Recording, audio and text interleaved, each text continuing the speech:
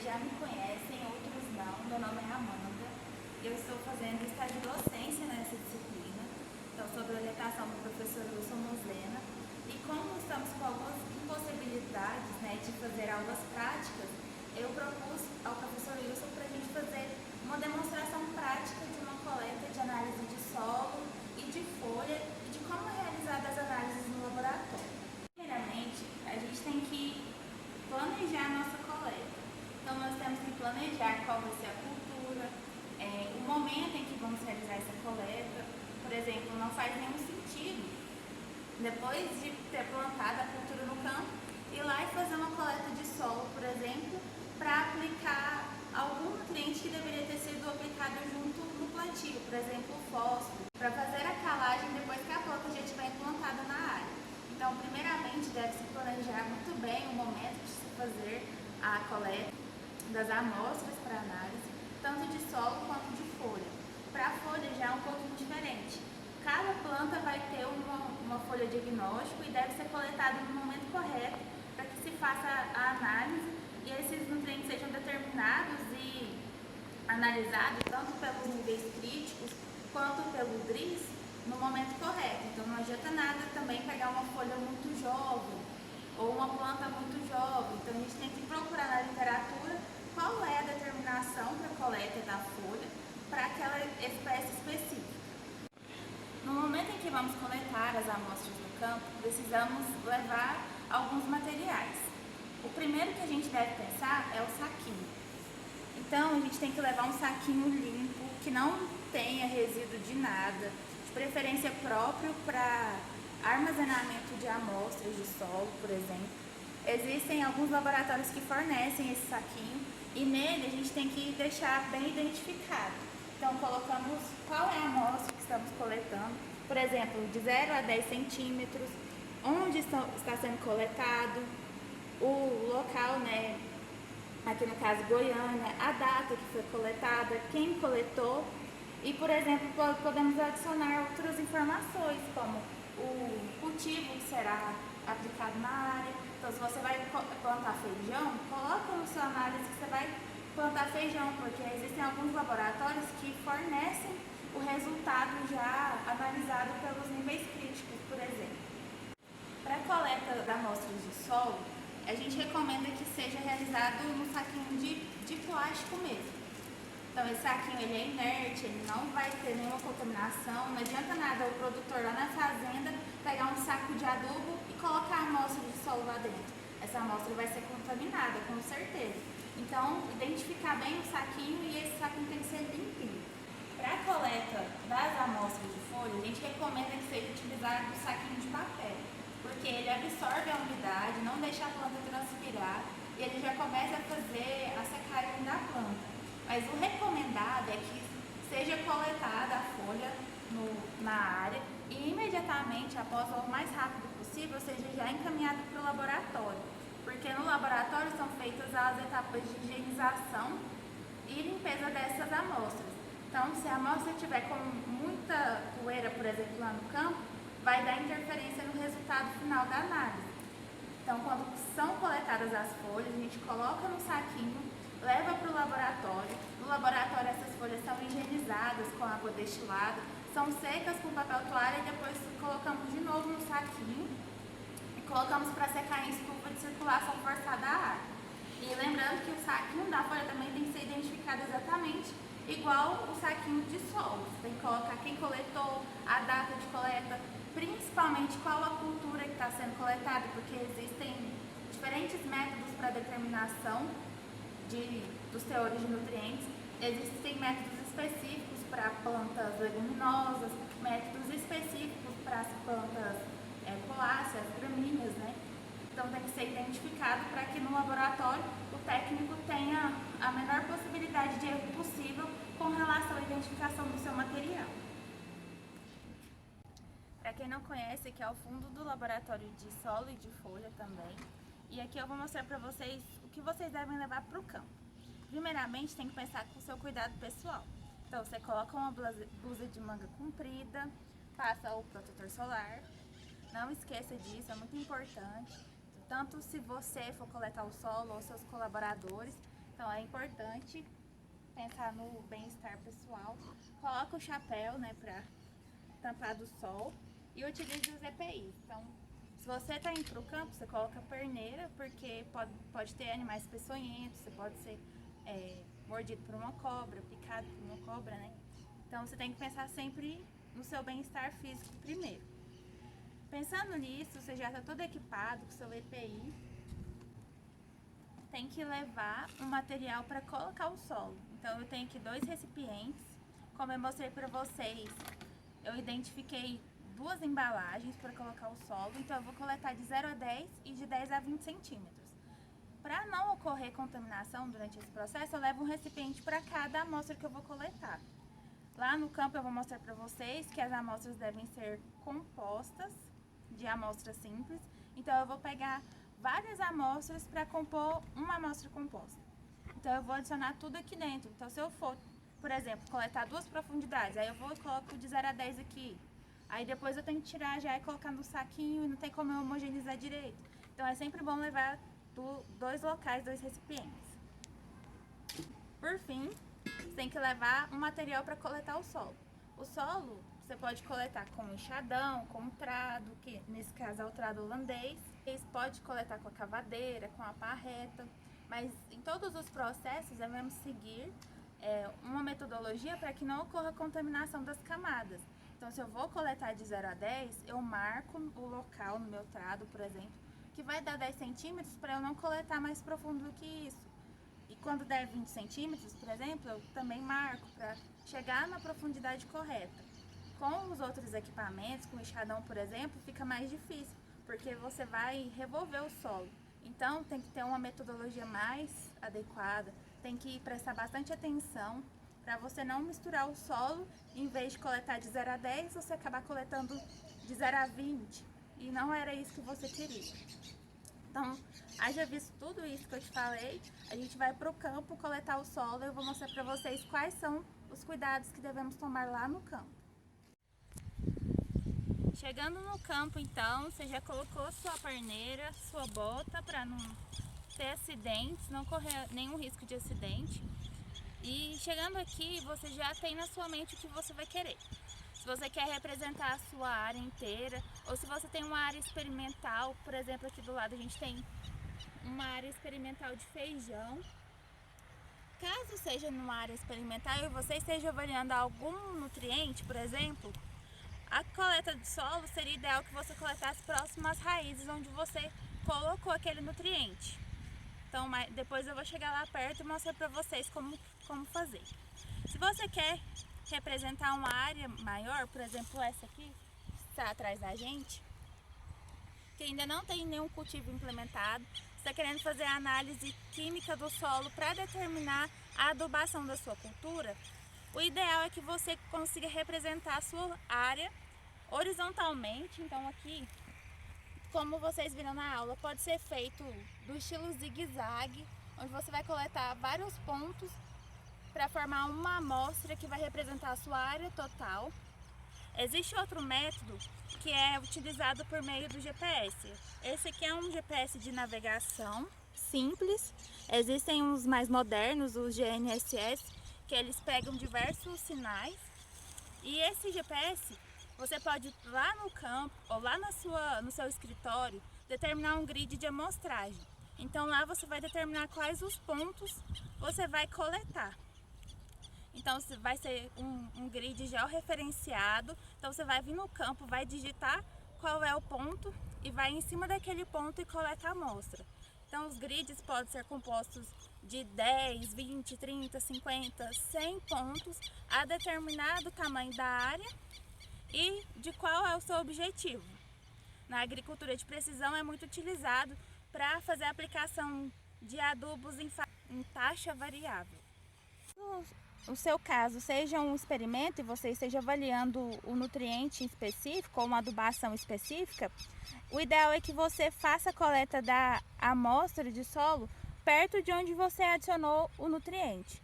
E você pode fazer essas amostras periódicas para visualizar a evolução do teor de nutriente nesse solo. Ou você pode fazer a análise uma vez, por exemplo, determinar no feijão aqui, nós temos aqui, por exemplo, você vai coletar o solo no mesmo momento que vai coletar a folha. Existe essa opção também. Vamos supor que você determinou então que vai realizar a coleta do solo em zigue-zague. Selecionou um ponto aleatório e esse ponto está sujo desse jeito aqui. Tem matéria orgânica, tem material em cima do solo. Você não vai coletar esse material, você tem que dar um jeito de limpar. Então você pode ser com o pé assim, ó, tirar todo o resíduo vegetal de cima.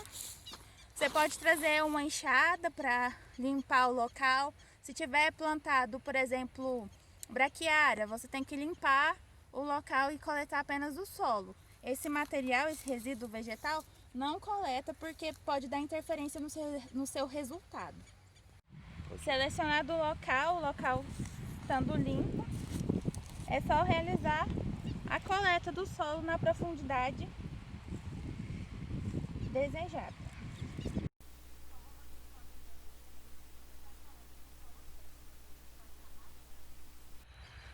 Coletou suas amostras simples, colocou no baldinho de 0 a 10. Aqui eu só coletei um exemplo para vocês, eu não vou coletar várias, né? Mas para vocês verem aqui, vamos supor que eu coloquei todas as minhas amostras aqui dentro. Então eu vou misturar, vou sacudir, vou homogeneizar as minhas amostras para tornar uma amostra só, para que isso que está aqui dentro represente apenas uma amostra. Então vai ser minha amostra composta. Daqui eu vou passar para o recipiente, para o saquinho já identificado, de 0 a 10. Que eu identifiquei lá no laboratório para vocês verem. E aí coloca no saquinho. Vocês não levam só esse tantinho não, tá, gente? Vocês pegam muito solo. Esse aqui é só para mostrar para vocês como faz.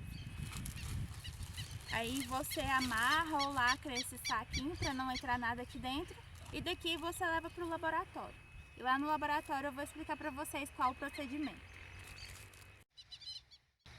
Para coletar a folha, como eu disse para vocês, cada planta tem uma folha diagnóstico. Aqui no caso a gente tem o feijão plantado e eu vou mostrar para vocês a folha diagnóstico do feijão. Como a gente identifica a folha diagnóstico? A gente vai pegar a planta do ápice e contar a partir da primeira folha desenvolvida. Tá vendo que temos uma folhinha aqui, outra aqui, dá pra ver? Mas elas ainda não estão desenvolvidas, então a gente vai contar a partir dessa. Então essa é a primeira, a segunda e a terceira. A gente vai coletar a folha com o pecíolo. Aqui é só um exemplo, essa folha não seria o ideal porque ela tá faltando um pedaço, por exemplo, aqui ó, que foi atacado por alguma praga. Como eu falei para vocês, ó, essa folha tem um ataque de praga, então não é recomendado que se colete folhas assim. Eu estou só mostrando para vocês qual a folha coletar do feijão, mas procura uma folha com bom aspecto fitossanitário. Algumas metodologias falam para entregar a folha com o pecíolo, então você vai entregar a folha completa. Isso daqui inteiro é uma folha, cada parte dessa é um folíolo. Então, se está falando folha na metodologia, é tudo isso. O feijão é uma planta trifoliolada. Ela é uma folha com 3 folíolos. Aí, tem metodologias que pedem sem o pecíolo. Então, você vai arrancar apenas o pecíolo e descartar e vai levar a folha completa. Existem também alguns autores que pedem para pegar o folíolo central. Então, a gente tem 2 folíolos nas extremidades e o central. Você vai coletar essa e vai levar esse para o laboratório. Em média, são 30 folhas ou 30 folíolos por amostra, para compor uma amostra composta. Lá no laboratório, você vai entregar e vai identificar que é folha de feijão. Na hora que você estiver escrevendo seu trabalho, seu PIBIC, seu artigo, você vai colocar qual metodologia de coleta de folha você utilizou, porque existem diversos autores e cada um tem uma metodologia diferente. Então, pessoal, depois de coletar o solo ou coletar as folhas, vocês vão trazer para o laboratório. Então, no laboratório vai ser dada entrada a essa amostra e eu vou mostrar para vocês como ocorre o procedimento de preparo da amostra de solo lá na sala de preparo. Depois de coletado o solo, então você vai levar para o laboratório. No laboratório vão preencher uma ficha, essa aqui é a ficha do nosso laboratório, o qual tem todas as informações que você colocou na embalagem que você coletou e trouxe suas amostras. Então a gente vai colocar as informações pessoais, os dados da área que você coletou e principalmente quais as análises que você vai fazer. Pode fazer análise química, aqui no nosso laboratório fazemos análise física também, tem um laboratório de análise biológica, apesar que o procedimento para coleta de amostras para análise biológica é um pouco diferente, mas a gente tem esse serviço aqui na universidade. Então você tem que discriminar tudinho. Se você fez, por exemplo, um experimento de campo, então você tem que identificar a sua amostra e é ideal que você coloque aqui, ó, nas observações, qual o tratamento que você utilizou, para que na hora que você pegue esses resultados, você tenha certeza do que você está analisando. Depois que foi dada a entrada nas amostras na secretaria, a amostra vem para a sala de preparo. Aqui a gente tira a sua amostra do saquinho e coloca para secar. É o que a gente chama de terra fina seca ao ar. Então esse solo vai ficar aqui por algum tempo, até que seja retirada toda a umidade. Depois que ele for seco, ele vai ser peneirado. E de peneirado ele vai ser colocado junto com o pacotinho que você trouxe, que é onde tem a identificação da sua amostra.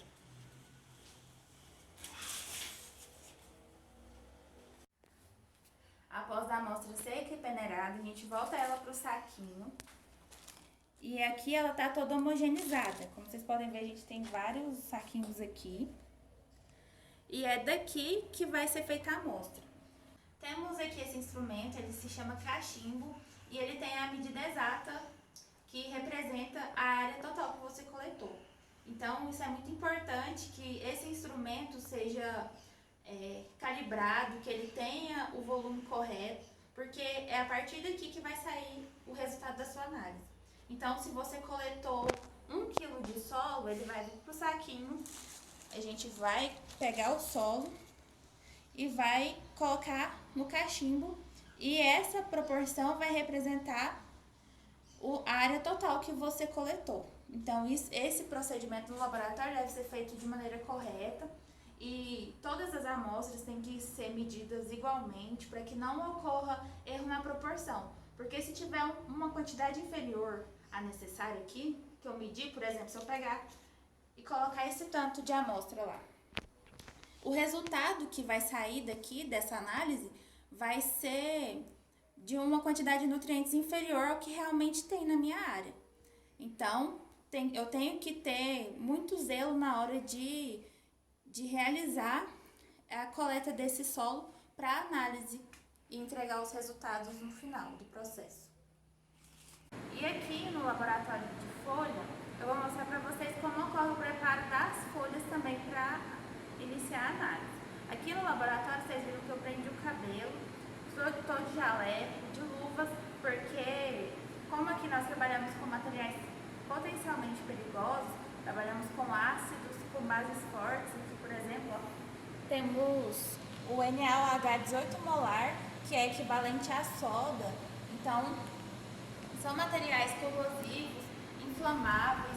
Temos alguns materiais que são regulados pelo Exército, como o ácido nítrico e o ácido perclórico, que são usados para fazer bomba, que são explosivos. E para que ocorra toda a segurança, aqui no laboratório a gente tem que estar trajado com os EPIs. Como eu falei para vocês, lá no campo a gente coleta a folha e traz para o laboratório para fazer uma análise. Mas aqui no laboratório, os métodos que nós utilizamos são considerados destrutivos. Eles destroem a folha para liberar os nutrientes de lá de dentro para a gente conseguir fazer a leitura. Aqui na minha mão eu tenho um equipamento que se chama clorofilômetro. Ele é utilizado também para avaliar o estado nutricional das plantas, mas de maneira não destrutiva. ele pode nos dar uma leitura indireta do teor de nitrogênio, por exemplo, pois ele faz a avaliação da clorofila. Então ele tem um bocalzinho, o qual nós colocamos a folha e a gente fecha aqui e ele emite uma luz infravermelho e mede o teor de clorofila. Então ele vai dar o índice de cor verde dessa planta. E como nós sabemos, a clorofila é composta por 4 átomos de nitrogênio. Então, de maneira indireta, nós podemos quantificar o teor de nitrogênio para as plantas. O método ainda não é testado em todas as culturas. A Embrapa tem um manual que descreve a utilização desse equipamento para predição de adubação nitrogenada no feijão. Então, depois, se vocês quiserem, eu posso enviar o material para vocês, o qual utiliza o clorofilômetro como base para determinar o teor de nitrogênio na folha e realizar a adubação, caso o produtor veja necessidade no campo e que essa necessidade seja emergencial. Então, é um método que vem sendo utilizado aí pelos produtores também. Depois de coletadas as amostras no campo, as amostras foliares, vocês vão trazer imediatamente para o laboratório, para que não ocorra nenhum dano nessa folha e que ela seja analisada íntegra, né, de maneira íntegra. Será trazida no saco de papel e aqui nós vamos lavar em água corrente, na pia mesmo, e depois enxaguar em água destilada para que não tenha nenhuma interferência. Aqui a gente tem um galãozinho de água destilada e a gente enxágua por meio desse tubo. Depois disso, vamos secar com papel toalha e tomando cuidado para que não tenha nenhum resíduo e depois guardar novamente no saquinho de papel e levar para a estufa.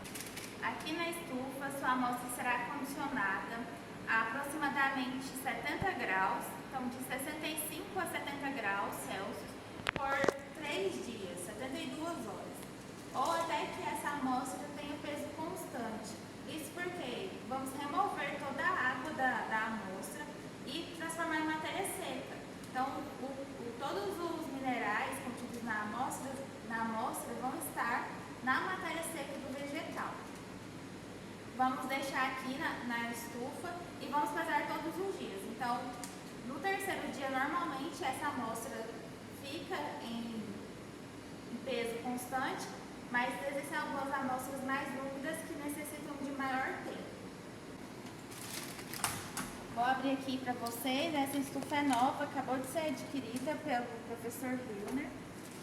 E você pode ver que tem uns buraquinhos aqui, ó. Aqui é onde sai o ar e o ar circula por toda a estufa. Ela tem camadas, então a gente coloca a amostra nas camadas, tomando cuidado para não sobrepor as amostras, para que elas fiquem livres. E o ar vai circulando e vai favorecer a secagem mais eficiente dessa amostra. Então, vai evitar de ocorrer a presença de fungo, proliferação de bactérias, por exemplo. E essa amostra vai secar no estado íntegro dela. Após secas, as amostras serão tiradas da estufa e serão moídas nesse moinho. O modelo dele, a gente tem dois aqui, né? Esse é mais antigo, esse é mais recente. É um modelo tipo Wiley. E ele tem várias travas de segurança. A gente coloca a amostra aqui, nesse bocal. Aí a gente tampa com a parte do plástico voltada para baixo para não danificar as lâminas. E aqui a amostra processada. Tá vendo aqui embaixo? Essa parte de baixo são peneiras e vai cair nesse copinho. Então você tira o copinho aqui depois e a amostra vai estar aqui dentro. No processo de mudança de amostra, quando você terminou de triturar essa amostra, você vai colocar num saquinho tipo esse, identificado, tem o número do laboratório e o número da amostra que você deixou no laboratório. Então, esse é o seu número e esse é o nosso número. Depois que a gente passou para o saquinho, é higienizado o copinho e a área das lâminas para que não ocorra contaminação. Ali no canto a gente tem o aspirador, utilizamos ele no modo reverso para que ele possa soprar o material que está aqui. que estaria no moinho e no copinho, e eliminar as partículas para que elas não contaminem a próxima amostra. Essa é a nossa sala de capelas, é onde realizamos a abertura das amostras, o que a gente chama de digestão. Essa capela contém os blocos digestores. Neles, em cada um deles cabem 40 amostras e são digeridas com base no calor. Então eles esquentam e com a ajuda do ácido que a gente colocou para digerir a amostra, aquela folha é literalmente derretida, ela é digerida. Vai sobrar apenas o material líquido contendo os minerais presentes naquela folha. Eu vou ligar aqui para vocês ouvirem. Ele tem um exaustor que suga os voláteis, a fumacinha que sai aqui, para que não contamine quem está operando. Então, quando a gente coloca a amostra aqui dentro, abaixa, essa proteção é de acrílico e liga o exaustor.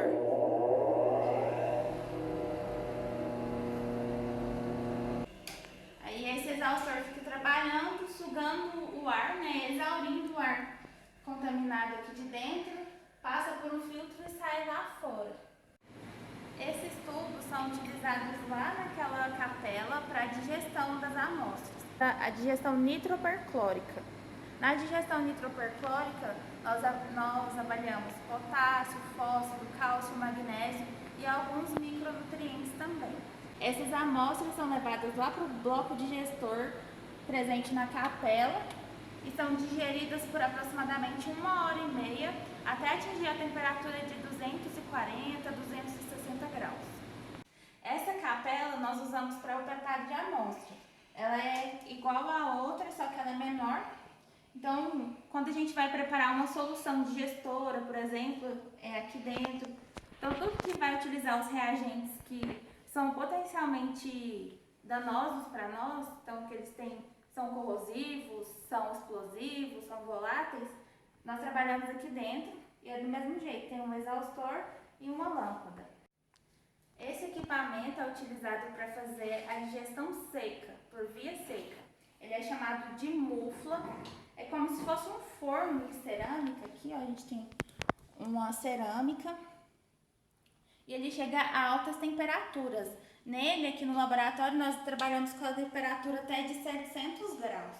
Então, aqui dentro vai uns cadinhos de porcelana que não derretem, né, com a temperatura, e colocamos a amostra lá dentro e a amostra literalmente queima, vira a cinza. E por meio dessa cinza nós analisamos o boro aqui no nosso laboratório. Esse é outro exemplo de mufla, ela é maior, ela cabe mais amostras e ela funciona do mesmo jeito da outra, que tem um material de cerâmica e colocamos os cadinhos de porcelana. Pessoal, esse aqui é o cadinho que eu falei pra vocês, que é de porcelana, e é ele que nós levamos lá para a mufla a altas temperaturas. Então ele suporta 700 graus facilmente, sem trincar, sem quebrar. E é nele que a gente faz as análises de boro. Então colocamos o material vegetal aqui dentro e levamos para a mufla a 600 graus. Deixamos lá por 1h30, a amostra ela queima e fica só as cinzas. E a partir daí conseguimos fazer o preparo dessa amostra e posterior leitura do teor de boro na solução. Tanto no laboratório de solo quanto no laboratório de folha, nós precisamos pesar as amostras, pesar os reagentes, e a gente utiliza essa balança, que é uma balança de precisão, que ela tem precisão até 4 dígitos. Essa é a sala de leitura das análises. Então, é compartilhada tanto pelo laboratório de solo quanto pelo laboratório de análise foliar. E aqui os técnicos realizam a leitura. Então, após a extração dos nutrientes por uma solução extratora para determinar o teor químico no solo, por exemplo, a extração de mérica que a gente faz aqui no laboratório, a gente traz a amostra aqui e realiza as leituras. Eu vou mostrar para vocês cada equipamento e o que cada um faz. Esse equipamento se chama espectrômetro de absorção atômica. Nele, nós utilizamos uma amostra, nesse caso aqui é água destilada, Tem um software específico para fazer a leitura dos nutrientes. É utilizado tanto para folha quanto para solo. Aqui nós fazemos a leitura de cálcio, magnésio e alguns micronutrientes. Nele tem essa mangueirinha que ele vai sugar a amostra e aqui dentro produz uma chama de acetileno. O gás que utilizamos nele chama acetileno. E ele vai atomizar essa amostra na chama. E para realizar a leitura, nós utilizamos o que chamamos de lâmpadas de cátodo oco, que são essas lâmpadas que estão aqui dentro. Então ela tem o espectro para ler e determinar determinados nutrientes. Então aqui ó, tem cálcio e zinco, cádmio, cromo, potássio, sódio, magnésio, cobre, ferro, níquel e manganês. Então é por meio desse equipamento que a gente realiza essas leituras e sai o valor do resultado. Depois a gente só transfere para a secretaria que vai entregar para vocês, né, que são os clientes do laboratório. Esse equipamento, ele se chama fotômetro de chama. Ele utiliza o gás de cozinha para o seu funcionamento. E nele, como vocês podem ver, ele é uma relíquia do nosso laboratório, mas ele é muito bem acurado, ele tem uma precisão muito boa e a gente pode fazer a análise de sódio, potássio e lítio nele. Ele é muito bom para analisar sais. Da mesma forma, ele tem uma mangueirinha que suga a amostra e atomiza as partículas em uma chama. E essas partículas vão se excitar e conforme a excitação a gente consegue ter o nível aqui, ó, no qual a gente consegue ter a transmitância dessa amostra. E com base nela, a gente tem uma curva que está até pregada ali na parede, no qual a gente consegue ter a porcentagem do nutriente. No caso, a gente tem essa curva para o potássio. Esse é nosso espectrofotômetro UV visível. Então, ele vai fazer a leitura das amostras com base na cor. Fazemos três análises aqui nele. Eu liguei para vocês verem. Ele emite um sinal no espectro de luz e nesse espectro ele consegue ler alguns nutrientes. Nesse a gente lê o fósforo, o enxofre e o boro, pois eles são os três aqui no laboratório que a gente analisa por colorimetria. Então eu vou dar um exemplo do fósforo. No fósforo nós adicionamos um material que se chama molibdato, adicionamos o ácido ascórbico na amostra também, em uma mistura de água destilada. Então a amostra, molibdato, ácido ascórbico e água vai fazer com que o molibdato reaja com o teor de fósforo que tem na amostra e seja potencializado pelo ácido ascórbico. E essa mistura vai trazer uma coloração azul. E dependendo da cor azul, quanto mais clara for, menor teor de fósforo. Quanto mais escura for, tem um maior teor de fósforo.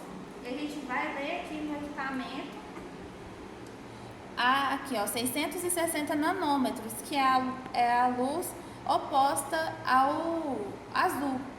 E essa luz vai passar nesse tubinho, ó, que ele é transparente e vai ter a amostra aqui dentro. Então, a quantidade de luz que passar é chamada de transmitância e a quantidade de luz que ficar é chamada de absorbância. A gente coloca aqui, ó, no leitor e a luzinha passa aqui dentro e faz essa leitura da transmitância e da absorbância. No equipamento, ó, a absorbância vai aparecer aqui e é esse valor que nós anotamos. Então, esse equipamento precisa de uma curva onde a gente faz aqui a leitura de amostras padrão conhecidas. Então, o teor de fósforo é conhecido e monta uma curva. Nossa, essa aqui é a curva do fósforo, ó. Então, com base nela, a gente consegue achar a concentração, com base na transmitância e na absorbância. Pega o valor da absorbância, joga nessa fórmula que a gente fez para esse caso específico com as concentrações conhecidas de fósforo e consegue achar o teor de fósforo na amostra desconhecida, que é a que vocês trazem pra gente. Tanto de fósforo, de enxofre e de boro. Parece difícil, mas no dia a dia a gente consegue. Essa outra relíquia também é utilizada aqui no laboratório para fazer a leitura de matéria orgânica.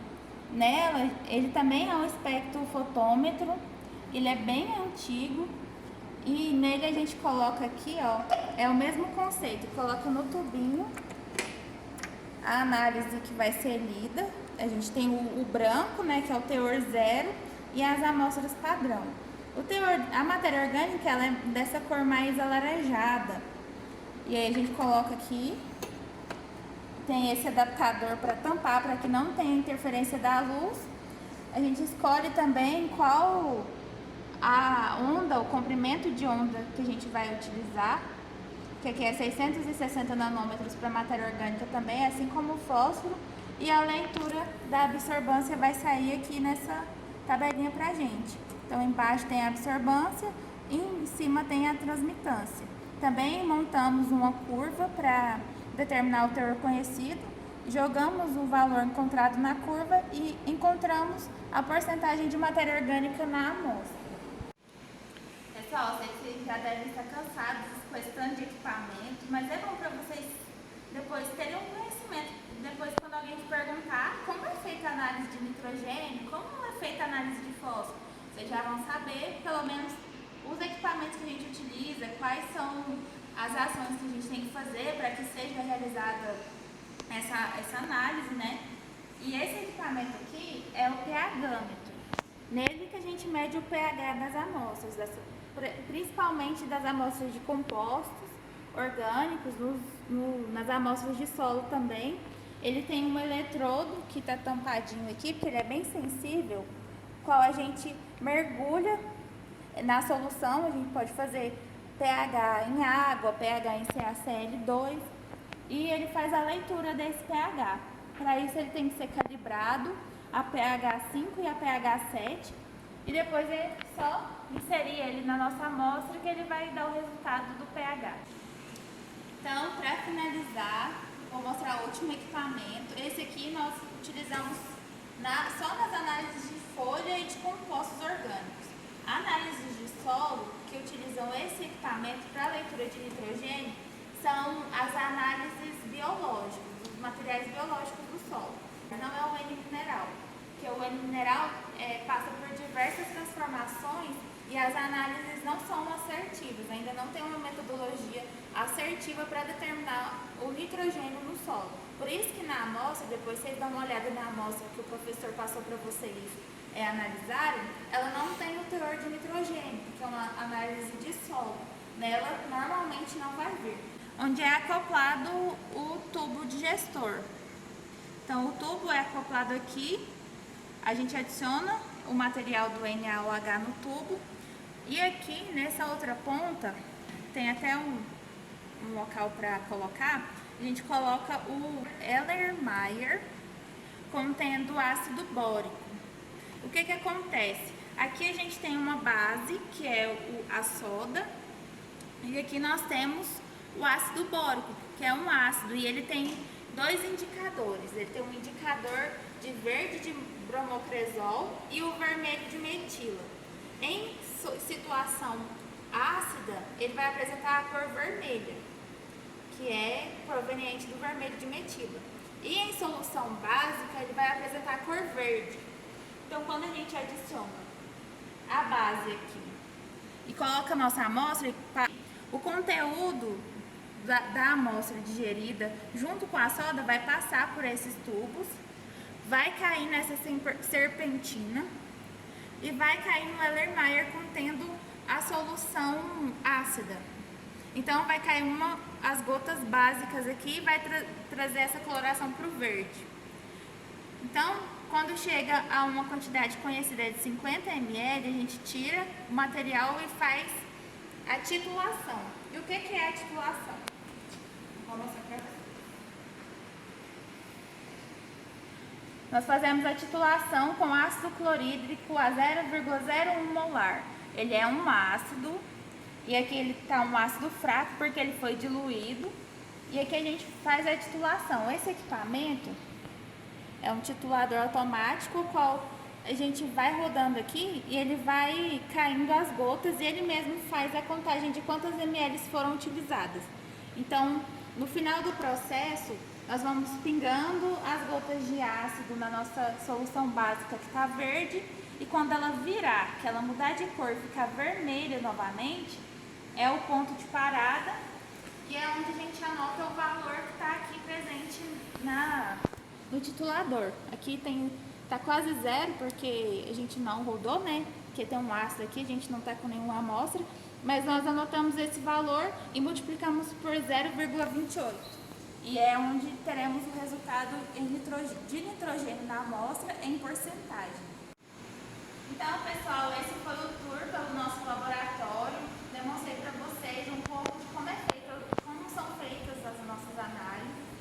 Infelizmente, vocês não puderam estar aqui presentes, mas eu espero que esse tour e essa explicação traga para vocês um pouquinho de conhecimento de como são feitas as análises, como são coletadas as amostras, para que ocorra durante todo o processo tudo certinho, para que essas amostras não sejam contaminadas, para que cheguem aqui no laboratório em bom estado e que aqui no laboratório nós consigamos realizar a determinação dos nutrientes, seja eles no solo, seja eles nas folhas, de maneira satisfatória. Então, muito obrigada a todos.